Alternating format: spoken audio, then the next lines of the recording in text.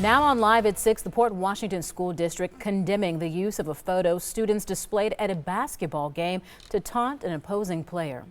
That photo gaining national attention now today as some believe it was racially motivated. Ben Jordan is at Port Washington after hearing from both sides.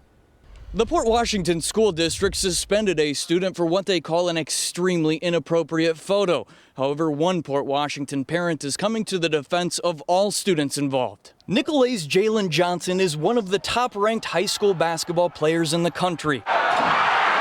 But last night, it wasn't his dominating performance that garnered national attention. This photo has gone viral, showing nearly the entire Port Washington student section holding up an unflattering photo of Johnson while he was shooting a free throw. It's upsetting to Nicolet graduate Trayvon Brown. Why did they choose that picture out of anything? The photo was taken off Johnson's social media page. Nicolet administrators say he was wearing a skincare product on his face at the time, but the use of the picture by Port Washington students is perceived by some as blackface. Do you think it was racially motivated? I'd honestly say yeah. Blackface originated in the 19th century. It was mainly used in the theater by white performers to play roles of African Americans. But as Claiborne Benson with the Wisconsin Black Historical Society shares, it was disrespectfully used elsewhere, an example being this picture taken in Milwaukee in the late 1800s. It's a method of which to demean, to put down, to make African Americans feel less than human. The Port Washington School District called their students' use of the photo extremely inappropriate.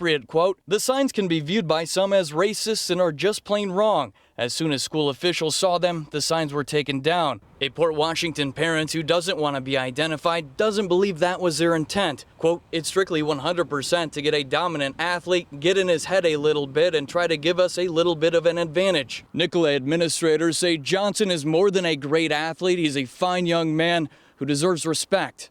In Port Washington, Ben Jordan, today's TMJ4. All right, to give you context of how this act of school spirit could be misconstrued as insensitive and offensive by some, here's a short history lesson on blackface and the racist stereotypes it perpetuates.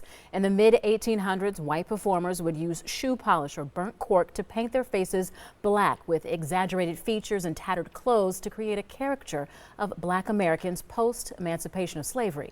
This form of entertainment became popular, known as minstrel shows. Thomas Dartmouth Rice, known as the father of minstrel, created the character Jim Crow. These shows became mainstream and were controversial. Now, sports anchor Rod Burks has been following Jalen's career at Nicolet long before the events of last night. He sits down with Jalen, and that story will air tonight on Live at 10.